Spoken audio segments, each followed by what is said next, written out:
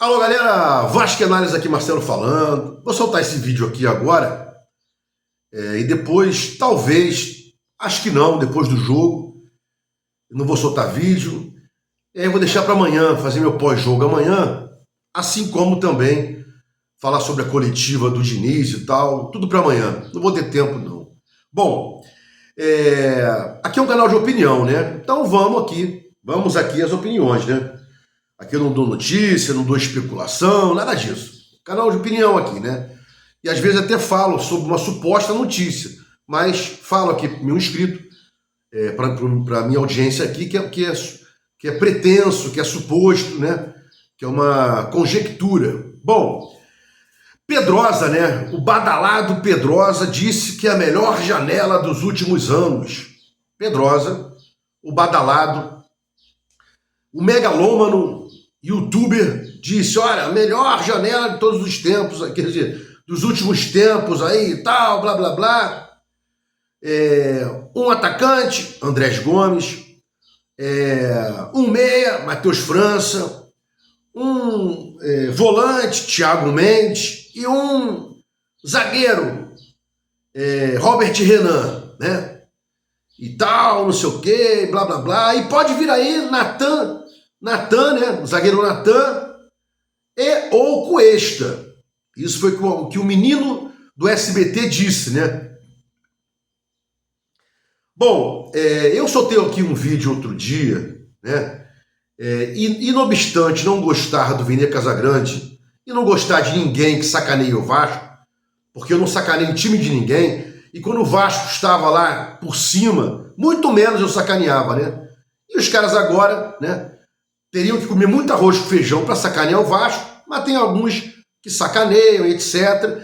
E esse Vene Casagrande, assim como o Paparazzo, né, são os caras que são bobalhões. Mas eu não posso negar aqui, né, que o Vene Casagrande está com um histórico aí de 100 notícias e 100 acertos, né? O card do lutador Vene Casagrande, né?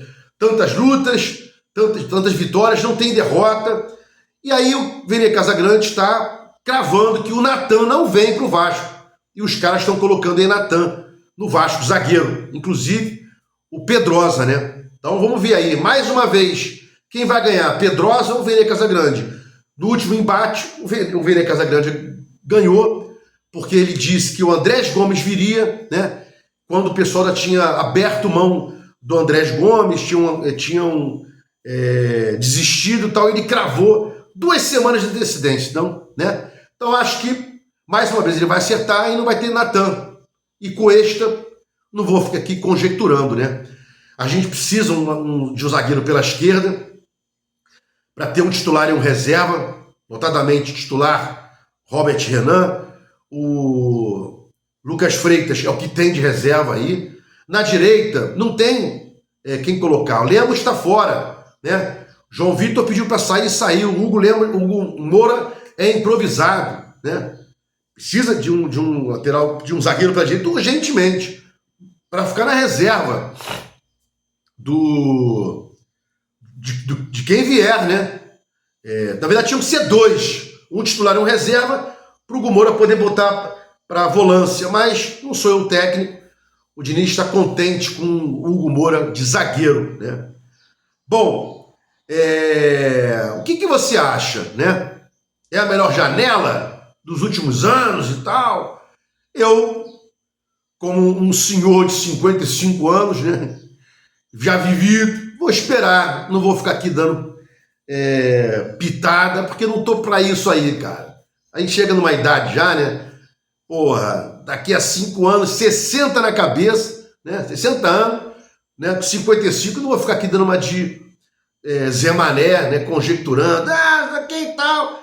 Vamos ver em campo jogando. Andrés Gomes, um jogo, uma assistência, beleza, entrou no radar positivamente, né? E vamos ver aí esses caras, como vão entrar no radar do vascaíno, né? Do torcedor. Positivamente, como o Andrés Gomes entrou, um jogo, uma assistência por enquanto, e vamos ver aí quem vai entrar negativamente. Espero que todos entrem positivamente, né? Vasco e Botafogo, se tiver uma goleada aí para qualquer lado, Cai o técnico do Botafogo? Acho que não, né? Recém-empossado, filho do Ancelotti, tal, grife, né? Mas eu acho que se vier aí uma goleada, uma trágica goleada pro Vasco, né? Pode cair o Diniz, né? Inclusive o Vasco vem ganhando aí de 3 gols para cima. O Vasco não ganha de 1-0, de 2-1. É sempre assim, né? Perde, ou então 3-0, 6-0, tal, 3-1, só assim, né? O Vasco não é aquele time regular. Se o Vasco levasse uma piaba aí, uma sapatada do Botafogo, o Diniz cai, né? E como é que ficaria aí? Como é que ficariam as ligações do Diniz? O Robert Renan disse que o Diniz ligou para ele 24 horas por dia até ele aceitar. O Matheus França também falou, olha, o Diniz me fez vir para cá. E o Andrés Gomes comentou, né? Algo sobre ter conversado com Arias, acho que é isso. E todo mundo falou muito bem do Diniz e tal, é um técnico papaizão, não para todo mundo, né? Pro Ryan, mais padrasto, né? Mas para alguns jogadores, o Diniz é pai e tal, não sei como ficariam aí, né? Esses jogadores, se o Diniz amanhã fosse mandado embora, tomara que não, né? Pelo amor de Deus, a gente tem que ganhar sempre, né? E outro dia, eu só tenho um vídeo ontem que fui mal interpretado e um amigo lá no TikTok foi reclamar, vocês não querem que o Vasco vença? Você é politiqueiro? Eu não tenho político algum. Estou em 2 anos aqui, nunca apoiei político algum e nunca vou apoiar político algum. E o segundo ponto é que eu acho que o Vasco não tem plantel para jogar 2 competições, quanto mais 3, ainda bem que saiu da Sul-Americana, né? Não tem time para jogar 2 competições.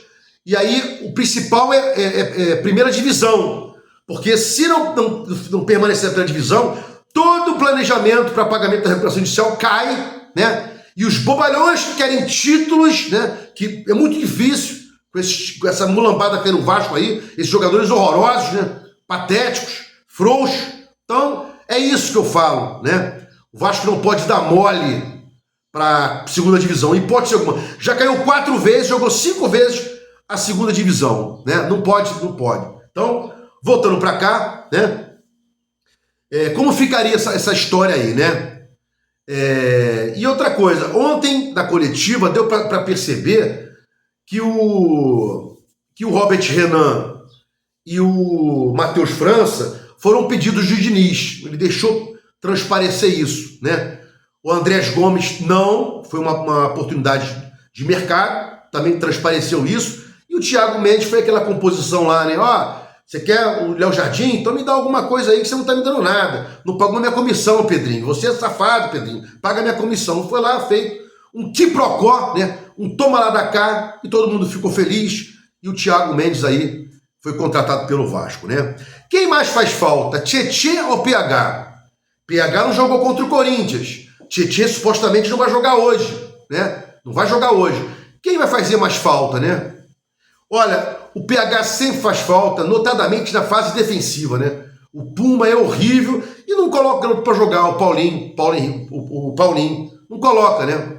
Para jogar. Agora deu branco, acho que é Paulo Ricardo o nome do atleta. Então, o PH faz mais falta que o Tietê, né? Sendo que a gente tá mal. O Hugo Moura tá indo pra zaga e vai colocar quem? O Jair e o Thiago Mendes, 2 caras que não marcam intensamente. O Tietê corre demais, né?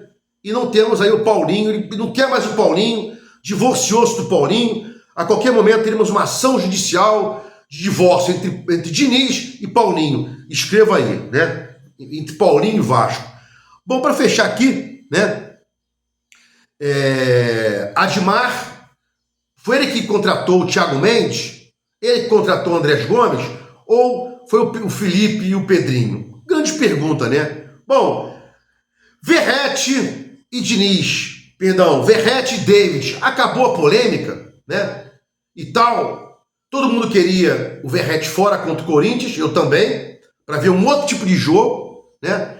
Primeiro tempo nada deu certo, tirou o David, voltou com o Verratti, continuou não dando certo, né? O que a gente tem que pegar disso aí é que a gente não pode trocar simplesmente o Verratti, colocar o David e continuar jogando em função do centroavante, do primeiro atacante. E o Vasco fez isso contra o Corinthians. Aquele toque de bola, né? Aquela busca de espaço vazio, de ataque ao espaço vazio que o Vasco conseguiu contra o Santos, não teve. Porque o Vasco marcou um pouco mais alto e sem as infiltrações, tabelas, Corinthians com bastante gente no meio de campo, já falei sobre isso, não vou repetir, encaixotou a gente no meio de campo e não deu as laterais para a gente poder avançar por ali. Não tinha o PH que fazia esse trabalho e focaram ali no Piton, não conseguiu fazer a tabela com o Nuno, nem o Couto, estava muito abaixo, Couto muito abaixo, mais um jogo, né? Então eu acho que o Vasco, para pensar em barrar o Verratti, né, e colocar o David, tem que fazer o que ele fez contra o Santos, uma linha média para tentar o contra-ataque, e não botar o David simplesmente no lugar do Verratti, porque perde na bola aérea, né? Essa questão. E no último jogo, no primeiro tempo, o Vasco não fez muitas jogadas por baixo, né? Assim como no jogo que o Verratti não jogou contra o Santos, o Vasco não fez muitas jogadas por cima, óbvio, não tinha o Verratti. Então, tem que saber o seguinte, Verratti é um tipo de jogo, David é um tipo de jogo, não é só trocar 6 por meia dúzia, né? Para fechar aqui, acho que o Vasco poderia jogar daqui para frente sempre com uma linha média, tentando contra-ataque, quando o Verratti não estivesse em campo. Com o Verratti em campo fica difícil, que ele não consegue percorrer aí 2/3 e chegar na frente, o Vasco fica previsível, porque o Vasco, quando o Verratti está, joga só para ele, e podia jogar também para o Verratti. Se gostou dos comentários, escreva-se, Vasco vence hoje, Botafogo. Vasco vence hoje, Botafogo. Sempre a gente vai torcer para a vitória do Vasco, sempre, né? Se gostou dos comentários, inscreva aqui no meu canal Vasco Análise, dá um like para mostrar o YouTube engajamento, sininho para mostrar o YouTube que você quer receber os vídeos quando forem ao ar. Vasco Análise, fique com Deus e até o próximo vídeo.